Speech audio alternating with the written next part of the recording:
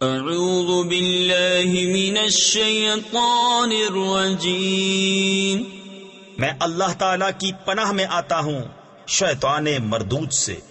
بسم اللہ الرحمن الرحیم، اللہ کے نام سے شروع جو نہایت مہربان رحم والا۔ وَإِذَا طَلَّقْتُمُ النِّسَاءَ فَبَلَغْنَ أَجَلَهُنَّ، اور جب تم عورتوں کو طلاق دو اور ان کی میعاد آ لگے، تفسیر خزائن العرفان میں ہے یعنی طلاق رجعی میں عدت تمام ہونے کے قریب ہو۔ فَأَمْسِكُوهُنَّ بِمَعْرُوفٍ أَوْ سَرِّحُوهُنَّ بِمَعْرُوفٍ وَلَا تُمْسِكُوهُنَّ ضِرَارًا لِتَعْتَدُوا وَمَنْ يَفْعَلْ ذَلِكَ فَقَدْ ظَلَمَ نَفْسَهُ وَلَا تَتَّخِذُوا آيَاتِ اللَّهِ هُزُوًا وَاذْكُرُوا نِعْمَةَ اللَّهِ عَلَيْكُمْ وَمَا أَنزَلَ عَلَيْكُمْ مِنَ الْكِتَابِ وَالْحِكْمَةِ يَعِظُكُمْ بِهِ وَاتَّقُوا اللَّهَ وَاعْلَمُوا أَنَّ اللَّهَ بِكُلِّ شَيْءٍ عَلِيمٌ۔ تو اس وقت تک یا بھلائی کے ساتھ روک لو یا نکوئی یعنی اچھے سلوک کے ساتھ چھوڑ دو، اور انہیں ضرر دینے کے لیے روکنا نہ ہو کہ حد سے بڑھو، اور جو ایسا کرے وہ اپنا ہی نقصان کرتا ہے۔ اور اللہ کی آیتوں کو ٹھٹھا نہ بنا لو، اور یاد کرو اللہ کا احسان جو تم پر ہے، اور وہ جو تم پر کتاب و حکمت اتاری تمہیں نصیحت دینے کو، اور اللہ سے ڈرتے رہو اور جان رکھو کہ اللہ سب کچھ جانتا ہے۔ وَإِذَا طَلَّقْتُمُ النِّسَاءَ فَبَلَغْنَ أَجَلَهُنَّ فَلَا تَعْضُلُوهُنَّ أَن يَنكِحْنَ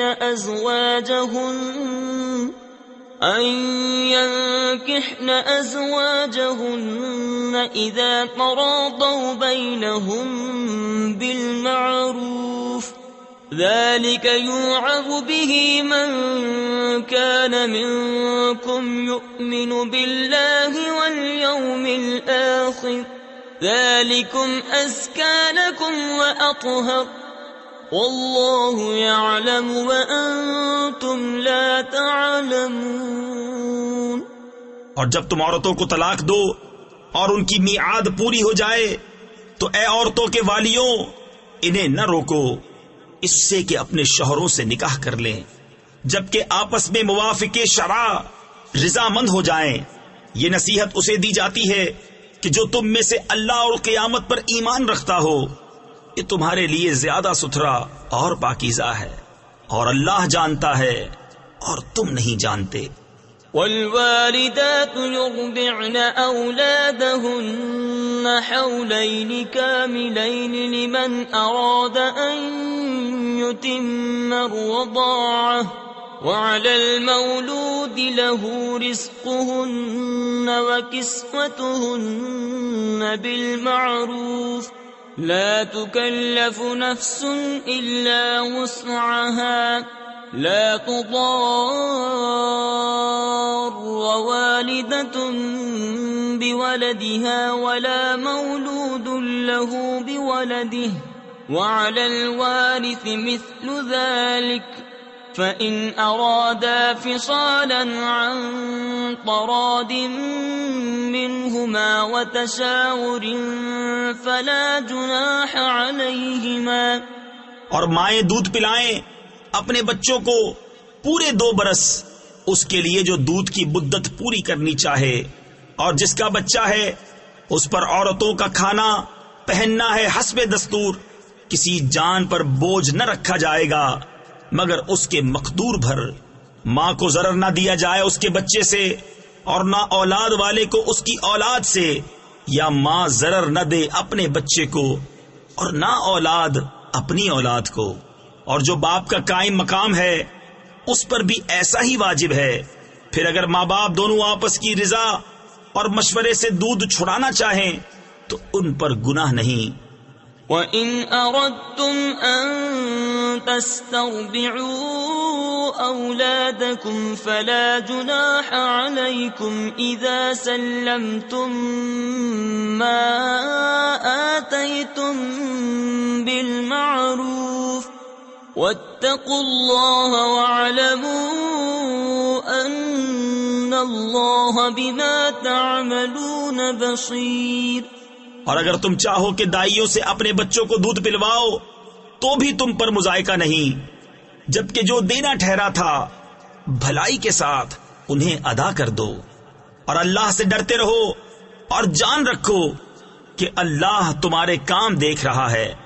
والذین یتوفون منکم ویذرون ازواجا یتربصن بانفسهن 4 اشہر وعشرا فإذا بلغن أجلهن فلا جناح عليكم فيما فعلن في أنفسهن بالمعروف واللہ بما تعملون خبیر۔ اور تم میں جو مرے اور بیبیاں چھوڑیں وہ 4 مہینے 10 دن اپنے آپ کو روکے رہیں، تو جب ان کی عدت پوری ہو جائے تو اے والیوں تم پر مواخذہ نہیں اس کام میں جو عورتیں اپنے معاملے میں موافق شرع کریں، اور اللہ کو تمہارے کاموں کی خبر ہے۔ ولا جناح عليكم فيما عرضتم به من خطبة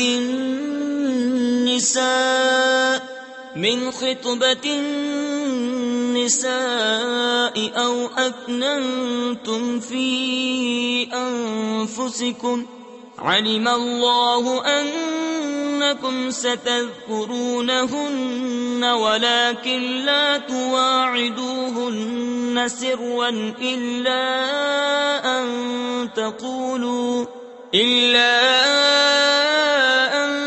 تقولوا قولا معروفا۔